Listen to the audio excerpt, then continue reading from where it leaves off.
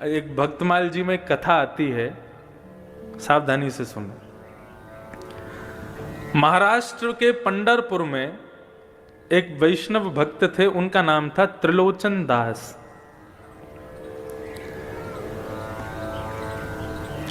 अपनी युवावस्था में ब्याह के बाद उनको कोई संतान नहीं हुई, तो वो निश्चिंत रहे, चिंता नहीं की। उन्होंने कहा श्री पंडरीनाथ भगवान ने हमको संतान नहीं दी, क्यों? क्योंकि पंडरीनाथ भगवान हमारे पुत्र हैं, वे ही हमारे पुत्र के रूप में है, इसलिए हमको उन्होंने कोई संतान नहीं दी।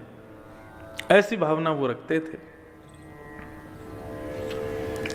किसी वैष्णव संत की उन्होंने कथा सुनी, उस कथा में गौ ब्राह्मण संत सेवा, इसको सर्वाधिक श्रेष्ठ जान करके उन्होंने संत सेवा शुरू कर दी अपने घर में। तो रोज क्या करते थे, अपने घर के बाहर खड़े हो जाते। जो पंडरीनाथ भगवान, विट्ठल भगवान, पंढरपुर का नाम सुना है आप लोगों ने? पंढरपुर में भगवान कृष्ण का अद्भुत मंदिर है। वहां पर भगवान कृष्ण दोनों कमर पर ऐसे भुजा रख करके और ईंट के ऊपर खड़े हुए हैं। उनका नाम है विट्ठल, श्री विट्ठल भगवान। भगवान कृष्ण का ही स्वरूप है। एक पुंडलीक नाम का उनका भक्त था। वो अपने माता पिता की इतनी सेवा करता था कि उसकी सेवा से प्रसन्न होकर के भगवान उसको दर्शन देने गए। जब द्वारिकाधीश उसको दर्शन देने गए तो भगवान के अंग से निकलने वाले प्रकाश, भगवान के इत्र की सुगंधी, भगवान के आभूषणों की खनक से वो बड़ा चिंतित हो गया और कहने लगा, कौन है भाई इतना प्रकाश कर रहा है, इतनी सुगंधी आ रही है, इतनी गहनों की आवाज आ रही है, कौन है? तब लक्ष्मी जी ने कहा, पुंडलीक भगवान आए हैं तुमको दर्शन देने। वो अपने माता पिता के चरण दबा रहा था। तो उसने कहा, मैंने तो बुलाया नहीं भगवान को, क्यों आए हैं? बोले, भैया तुम्हारी माता पिता की चरण में भक्ति इतनी दृढ़ है, उसको देख करके भगवान आए हैं। तो बोले, इनको पाने के लिए थोड़ी करता हूं, अपने माता पिता को सुख देने के लिए करता हूं। लक्ष्मी बोली, जिसके द्वार पर भगवान जाते हैं वो भगवान को आमंत्रण करने के लिए सिंहासन देता है। ठीक है तुम सेवा कर लो, लेकिन भगवान को कोई आसन तो दे दो, खड़ा होने के लिए, बैठने के लिए। पुंडलीक बड़ा चिंतित हो गया, ये और मेरे सिर पर बला आ गई है। भगवान को बोल रहा है, बुलाया है नहीं, अपने आप बिन बुलाए मेहमान बन के आ गए, अब घर पे और बैठेंगे मेरे आके। तो अब उसको कोई आसन नहीं मिला, तो पैर दबाते दबाते उसको एक नीचे ईंट मिली, तो उसने ईंट को खिसका दिया, ले लो आसन, खड़े हो जाओ इस पे। रुक्मणी जी को गुस्सा आ गया, भगवान का हाथ पकड़ लिया, बोले बिल्कुल नहीं रुकोगे यहाँ पे, ऐसा अपमान करने वाले भक्त के यहाँ रुकेंगे हम? भगवान के नेत्र सजल हो गए, बोले अब तो इसको दर्शन देके ही जाऊंगा मैं, ये जब तक सेवा से मुक्त नहीं हो जाएगा तब तक यहीं खड़ा रहूंगा। और जैसे कोई प्रतीक्षा करता है, किसी का इंतजार करता है, ऐसे ही भगवान उस ईंट पर खड़े हो गए, दोनों भुजाओं को कमर पर रख के। आज भी वो पंडरीनाथ भगवान आज भी ईंट पर खड़े हैं। ऐसा अद्भुत मंदिर पूरे भारत में नहीं है। प्रत्येक मंदिर में आपको दूर से दर्शन होगा, लेकिन केवल श्री विट्ठल भगवान का मंदिर है जहां पर भक्त भीतर जाकर के पंडरीनाथ भगवान को गले लगा सकते हैं। गले लगाओ तब वहां से बाहर जाओ। जब गले लगाते हैं तो भगवान की इत्र की सुगंधी पूरे हमारे अंग में आ जाती है। इतना सुंदर मंदिर है, अद्भुत। तो पंडरीनाथ भगवान को त्रिलोचन जी अपना पुत्र मानते थे, ये कथा में बोल रहा था। त्रिलोचन जी ने संत सेवा शुरू कर दी, तो पंडरीनाथ भगवान, श्री विट्ठल भगवान के जो लोग दर्शन करने जाते थे सबको बोलते थे, प्रसाद पाइए, प्रसाद पाके जाइए, प्रभु प्रसाद पाके जाइए। अच्छा, एक मैं नियम आपको बता के जाऊं। इस कथा के जो मुख्य आयोजक परिवार हैं, इस कथा के रूप में हम आपको कुछ दे पाए नहीं दे पाए, ज्ञान दे पाए नहीं दे पाए, हमें नहीं पता आप कितना ले पाओगे या हम क्या दे पाएंगे। ये मन का भाव है और मन से एक भाव प्रकट हो रहा है। पूरी करने की जिम्मेदारी अपने ऊपर रखना भी नहीं। जो यजमान परिवार है उनसे कह रहे हैं हम, भगवान पे ही छोड़ना, वही पूरा करवाएंगे। लेकिन हो सके तो इस नियम को आप शुरू करवा देना। क्या? इस कथा के बाद हफ्ते का एक कोई विशेष दिन, और उस विशेष दिन में भी यदि महीने की एकादशी का ही, एकादशी नहीं द्वादशी का ही दिन यदि आप लोग रखें तो गुना में एक दो घंटे का इसी प्रातःकाल ब्रह्म मुहूर्त में पूरा परिवार उठ करके एक छोटा सा अन्न क्षेत्र करे। राह पर चलते हुए जितने लोग हैं सबको गरम गरम खिचड़ी और थोड़ा बहुत कुछ ना कुछ, ये महीने में जब जब द्वादशी आवे तो द्वादशी के दिन ये एक नियम इस कथा के एक फल के रूप में आप प्रारंभ कर दीजिए। और मैंने पहले ही कहा उसकी जिम्मेदारी अपने ऊपर मत रखना, उसकी जिम्मेदारी ठाकुर जी पे ही छोड़ देना, बोले आप ही पूरा कराओ। हमें कम से कम ये सांत्वना रहेगी कि हमने अपनी कथा के द्वारा गुना में, और आपको भी एक संतुष्टि रहेगी उस कथा से, हमारे गुना क्षेत्र में प्रत्येक द्वादशी को एक छोटा सा अन्न क्षेत्र चलता है। अन्न ब्रह्म है और उस अन्न का बल ही इतना तीव्र होगा, उस अन्न क्षेत्र का बल ही इतना तीव्र होगा कि वो अन्न ही इतना बल प्रदान करेगा कि इस जन्म क्या अनेक जन्मों तक, आपके कल्प कल्पांतर तक आपके परिवार का कोई भी व्यक्ति अन्न से वंचित कभी नहीं रहेगा। अन्न की कृपा सदैव उस पर बनी रहेगी। तो ऐसे सब लोगों को पूड़ी सब्जी है, खिचड़ी है, जो इच्छा हो, महीने में जब भी द्वादशी आवे, एकादशी के अगले दिन ये एक अन्न क्षेत्र छोटा सा प्रारंभ करो। और उसकी कृपा क्या होगी, उसका बल क्या होगा, वो भागवत जी आपको स्वयं दर्शन करा देंगे। ये आपकी सामर्थ्य के ऊपर है, रोज कर सको रोज करो, लेकिन द्वादशी को हो तो द्वादशी को करो, लेकिन ये अन्न क्षेत्र जरूर। परम पूजनीय प्रातः स्मरणीय श्रीमद् भागवत के व्यास मंच की गरिमा जिन्होंने स्थापित की अनेकों वर्षों से, परम पूजनीय श्री डोंगरे जी महाराज, उन्होंने जहां जहां कथा शुरू की वहां वहां अन्न क्षेत्र शुरू कर दिए और आज तक उनके अन्न क्षेत्र चल रहे हैं।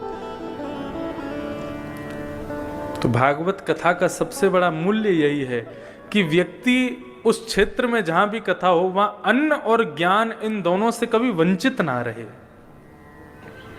यही भाव। तो त्रिलोचन जी सबको बुलाते थे, प्रभु प्रसाद नाम रखा था अन्न क्षेत्र का, बोले सब लोग आओ प्रसाद पाओ प्रसाद पाओ। अब वो इतना स्वादिष्ट भोजन बनाते थे कि 100 से 200, 200 से 500, 1000, अब तो प्रत्येक दिन 5-5 हजार लोग भोजन करते थे उनके यहाँ पर। और बनाने वाले कोई नहीं, त्रिलोचन जी और उनकी पत्नी, दो ही लोग, परिवार में और कोई था नहीं, संतान थी नहीं। सेवा करते करते करते करते करते अति वृद्ध हो गए। अति वृद्ध होने के बाद में उन्होंने भगवान से केवल एक ही इच्छा रखी, प्रभु आपने हमें संतान तो दी नहीं, हमने आपको ही पुत्र माना है, लेकिन अब आपसे एक प्रार्थना करते हैं कि हम दोनों बड़े वृद्ध हो गए, हमसे भोजन बनता नहीं है, सबको पवाने में बड़ी दिक्कत होती है, एक कोई वैष्णव भक्त हमको कोई एक नौकर मिल जाए जो हमारे यहाँ पूड़ी सब्जी रोटी साग चावल ये सब बना दिया करे और संतों को परोसवा दिया करे, तो 2 से 3 हो जाएंगे तो सहजता रहेगी। तो दिन रात भगवान से यही प्रार्थना करते थे, एक बढ़िया श्रेष्ठ नौकर मिल जाए, एक कर्मचारी मिल जाए हमको। तो एक दिन श्री त्रिलोचन जी बैठे थे, इतने में ही ऊंची धोती पहन करके, सर पर स्वाफा बांध करके, बड़ा सुंदर सुकोमल स्वरूप सांवला सा एक नन्हा सा बालक त्रिलोचन जी के पास में आ गया। त्रिलोचन जी को आगे प्रणाम किया, बोले हाँ बेटा बताओ कहां से हो, कौन हो, क्या है। बोले हम काम ढूंढ रहे हैं। तो काम मिल जाएगा तुमको यहाँ पे, लेकिन कर पाओगे हमारे यहाँ काम? बोले क्या काम करना पड़ेगा? बोले कुछ नहीं, सवेरे शाम रोटी सब्जी बनानी है, संतों को पवाना है। तो नन्हा सा बालक कहता है ये तो मेरा युग युगों का काम है, ना जाने कब से करता आ रहा हूं मैं। संत गौ ब्राह्मण की सेवा तो मैं जाने कब से करता आ रहा हूं। त्रिलोचन जी उसको देख के कहने लगे अभी तुम 3-4 6-7 वर्ष के तो दिखते हो, और तुम कौन से जमाने से करते आ रहे हो? अब वो कैसे बताऊं मैं, वो तो भगवान है, भगवान तो हमेशा से गौ ब्राह्मण संत सेवा करते आ रहे हैं।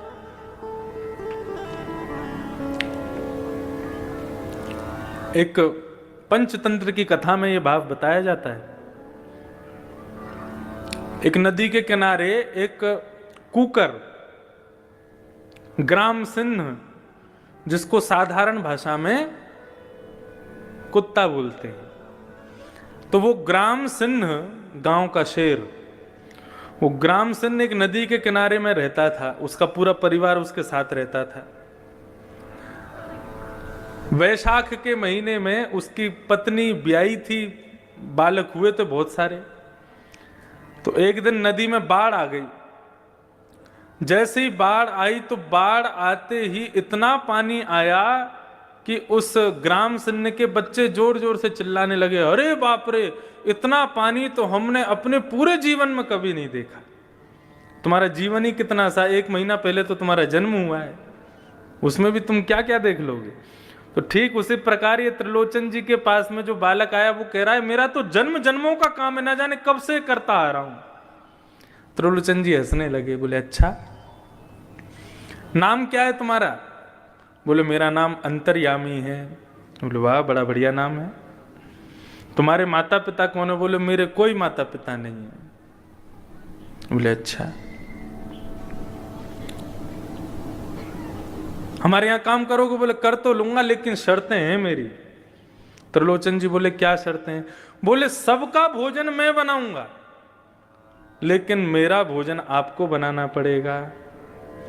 सबके लिए भोजन मैं बना दूंगा, लेकिन मैं अपने हाथ का बना हुआ भोजन नहीं पाता। ठाकुर जी पूरे विश्व को अन्न प्रदान करते हैं, पूरे विश्व को दाल चावल रोटी सब्जी सब देते हैं, लेकिन ठाकुर जी का भोग हमको ही बना के रखना पड़ता है। ठाकुर जी बोले सबको हम पवा देंगे, लेकिन हमारा भोग आपको बनाना पड़ेगा। त्रिलोचन जी बोले ठीक है, छोटा सा बालक है, छोटा सा इसका पेट है, 2 रोटी में पेट भर जाएगा। दूसरी बात, बोले एक और शर्त है। बोले क्या शर्त है? बोले कि हम 2-4 रोटी नहीं खाते। बोले कितनी खाते हो? बोले 2 सेर आटे की रोटी खाएंगे हम। अब त्रिलोचन जी की पत्नी कहने लगी, सेठानी जी, बोले कोई बात नहीं, पूरे दिन में तुम सबको हजारों लोगों को पवाओगे, 1-आध सेर आटे की रोटी हम तुमको खवा दिया करेंगे, कोई बात नहीं। बोले एक और शर्त है। बोले तीसरी शर्त क्या है? बोले तीसरी शर्त यह है कि हम जितना भी खावें आपको खवाना पड़ेगा। कभी अगर ये बोल दिया बहुत पेटू है, बहुत खाता है, तो मैं छोड़ के चला जाऊंगा, मुझको कभी टोकना नहीं।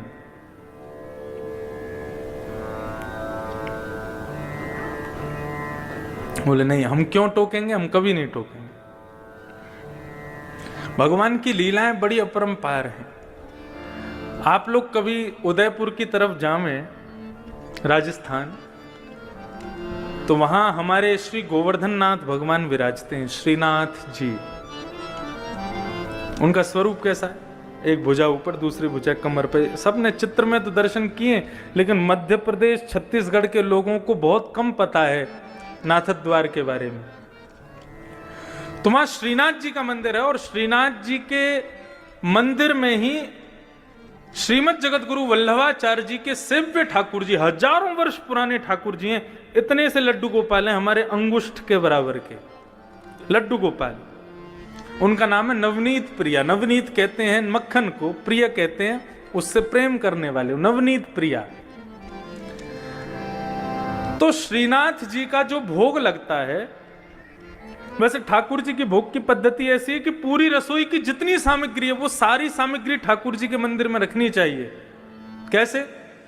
भगवान के मंदिर के आगे पत्तल रख दो, नीचे ही किसी बढ़िया स्टूल पर पत्तल रख करके उसी में कड़ी की भगोनी, उसी में सब्जी का भगोना, उसी में ही रोटी सब्जी सब एक साथ पधरा दो, सब में तुलसी छोड़ दो, कक्ष बंद करके 20 मिनट के लिए ठाकुर जी को भोग लगाने दो।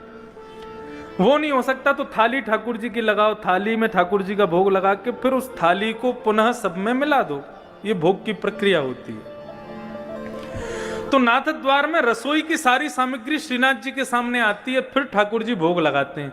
लेकिन जो वो छोटे से नवनीत प्रिया जी हैं, वो अपनी गद्दी के सहित उठ करके रसोई में जाते हैं, वहां जाके भोग लगाते हैं। अच्छा, ठाकुर जी के भोग में एक नियम है क्या? मिष्ठान जो है, मीठा जो है, वो ठाकुर जी की तरफ होना चाहिए। जैसे आपने पूरी थाली लगाई तो ये जितनी भी खट्टी पदार्थ हैं या नमकीन पदार्थ हैं, दाल चावल आदि, इन सबको दूसरी तरफ रखो। मिष्ठान जो है वो ठाकुर जी के आगे सबसे पहले वही रखो। मीठा, ठाकुर जी पहले मीठा खाते हैं, उसके बाद फिर कुछ नमकीन खाते हैं, फिर मीठा खाते हैं, फिर कुछ नमकीन खाते हैं। ऐसे ठाकुर जी का नियम है। तो नवनीत प्रिया जी जो इतने से लाल जी हैं, ठाकुर जी हैं, उनको रसोई में ले जाकर के भोग लगाया जाता है। तो उनका नियम है, सबसे पहले मिठाई रखी जाएगी, उसके बाद में पापड़ रखे जाएंगे, उसके बाद में नमकीन रखी जाएगी, उसके बाद में दाल चावल रोटी ये सब रखे जाएंगे। तो एक दिन पुजारी जी से गलती हो गई, ठाकुर जी की सिंहासन के आगे उन्होंने कड़ी रख दी, मिठाई की जगह कड़ी रख दी, और कड़ी रख दी और मिठाई रख दी दूर कहीं पर, मिष्ठान खीर आदि कुछ होगा। और जैसे कपाट लगा करके पुजारी जी चले गए, 20 मिनट बाद जब कपाट खोल करके देखा तो सिंहासन पर ठाकुर जी हैं ही नहीं। अब इतने से गोपाल जी, उनको कहां ढूंढे? साग सब्जी दाल चावलों में ढूंढ रहे हैं, उनको मिल ही नहीं रहे। सब जगह खोज लिया, नहीं मिले तो फिर छन्नी मंगाई, और छन्नी मंगा करके सारे रस पदार्थों को छाना गया। कहां गए ठाकुर जी? सबको छानते छानते अंत में जैसे ही वो कड़ी जो सामने रखी थी उसको जैसे ही छाना, उसमें ठाकुर जी मिल गए। तो पुजारी जी को लगा, वाह आपको कड़ी इतनी पसंद है, अब तो भैया रोज कड़ी बनेगी। अब तो 15 दिन तक रोज कड़ी कड़ी बन रही है महाराज, कड़ी का ही भोग लग रहा है और कुछ लगा ही नहीं रहे। बोले इतनी बढ़िया लगी कि उसमें कूद गए। तो एक दिन पुजारी जी के सपने में रोते हुए भगवान आए। पुजारी जी बोले, क्या हो गया, आप रो क्यों रहे हो? हमसे सेवा में कोई अपराध हो गया? बोले, तुम रोज कड़ी कड़ी खवा रहे हो। बोले, उस दिन आप कूद गए कड़ी में तो हमको लगा आपको प्रिय है इसलिए लगा रहे हैं। बोले, मुझे कड़ी प्रिय नहीं, मैं तो खीर खाने जा रहा था तो बीच में कड़ी पड़ गई, उसमें ही गिर गया मैं। बोले, कड़ी नहीं खीर का भोग लगाओ। तो ये सब अनुभव आपको भी होंगे यदि भाव से सेवा करोगे। तो त्रिलोचन जी ने कहा, त्रिलोचन जी से भगवान ने कहा, कभी हमसे ये मत कहना बहुत पेटू है, बहुत खाता है। यदि कहा तो हम चले जाएंगे। हमारे ठाकुर जी आते हैं हर कथा में, इतने से हैं श्रीनाथ जी, श्री गिरधर लाल। अभी उनका उत्सव चल रहा था, अभी सुबह आस्था भजन पर भी वो चल रहा है 11 बजे से लेकर के 3 बजे तक। तो 11 से 1 बजे तक अपने घर पर आप कथा सुनो, भोजन पाते जाओ, और 1 बजे फिर यहाँ आ जाओ, 2 बजे से फिर यहाँ सुनो। तो उनका उत्सव हम करते हैं हर वर्ष। इतने से ठाकुर जी और उनका 56 भोग लगता है, विशाल पाते हैं ठाकुर जी को भोग। 3 चीज बहुत प्रिय है ठाकुर जी को। सबसे पहला श्रृंगार, अच्छे अच्छे श्रृंगार हों, अच्छे अच्छे अलंकार हों। दूसरा ठाकुर जी को प्रिय राग, कीर्तन कथा, ये सत्संग भजन, ये सब ठाकुर जी को प्रिय है। और तीसरा ठाकुर जी को प्रिय भोग। बस ये 3 ही सेवा के स्वरूप हैं, इसके अलावा कुछ नहीं करना। राग, भोग और श्रृंगार। तो त्रिलोचन जी बोले, हमको कभी पेटू मत बोलना। बोले, कभी नहीं बोलेंगे। अब तो महाराज भगवान अंतर्यामी ने सेवा करना शुरू किया। कड़ी बनाते हैं, सब्जी बनाते हैं, खीर बनाते हैं, पूड़ी बनाते हैं, रोटी बनाते हैं, अकेले बैठ करके बनाते हैं, और सब संतों को पवाते हैं, सबको पवाते हैं। सब लोग अपनी उंगली चाटते रह जाते हैं, ऐसा स्वाद। और सबसे बड़ी कमाल की बात तो ये कि कितनी भी पंगत आ जाए, कभी भी सब्जी कम नहीं पड़ती।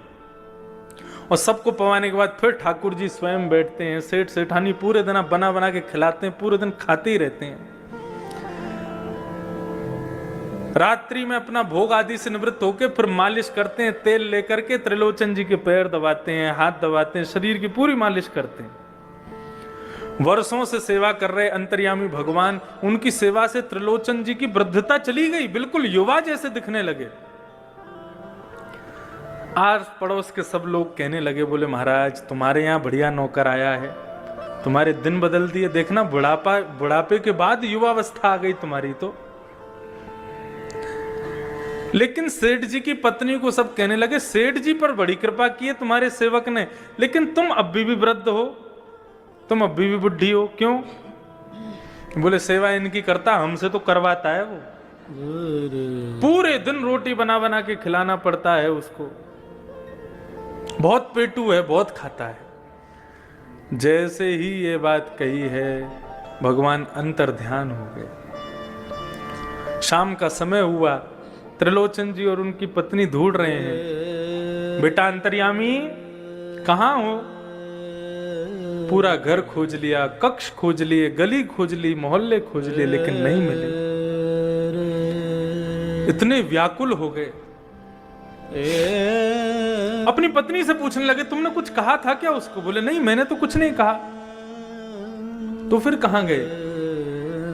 कहीं तुमने गलती से पेटू है, बहुत खाता है, ऐसा तो नहीं कहा? बोले कि मुझसे अपराध हो गया, मैंने अपनी सहेलियों से कह दिया था। ओहो। बस उसी बात को ध्यान करते हुए भगवान के मंदिर में गए। श्री पंडरीनाथ भगवान ईंट के ऊपर खड़े हैं, दोनों भुजा रख करके। त्रिलोचन जी रोने लगे, भगवान के चरणों में प्रार्थना करके बोले, आपने संतान नहीं दी, हमने स्वीकार किया। आपने परिवार नहीं दिया, हमने स्वीकार किया। लेकिन आपकी कृपा से एक वैष्णव भक्त नौकर मिला था हमको, अंतर्यामी। हमसे अपराध हो गया, वो हमें छोड़ के चला गया। प्रभु हमें कुछ नहीं चाहिए, हम जीवन पर्यंत उसको देख देख करके जी लेंगे, लेकिन कृपा करके उसको वापस बुला दो। ऐसा कहकर के त्रिलोचन जी जैसे ही रोने लगे, भगवान से देखा नहीं गया और सामने खड़े हुए पंडरीनाथ भगवान ही अंतर्यामी के रूप में प्रकट हो गए और सेठ जी को अपने हृदय से लगा दिया। बोले, गौ ब्राह्मण संत सेवा के लिए कोई सेवक आपके घर नहीं आता है। यदि संत सेवा में किसी की अति निष्ठा है तो उसको मेरा ही स्वरूप मानिएगा, वो मैं ही आया हूं। साधारण मानव की संत में कभी इतनी निष्ठा नहीं हो सकती, मेरा ही अंश उसके भीतर जाकर के संत के प्रति निष्ठा को प्रकट करता है, वो मैं ही था।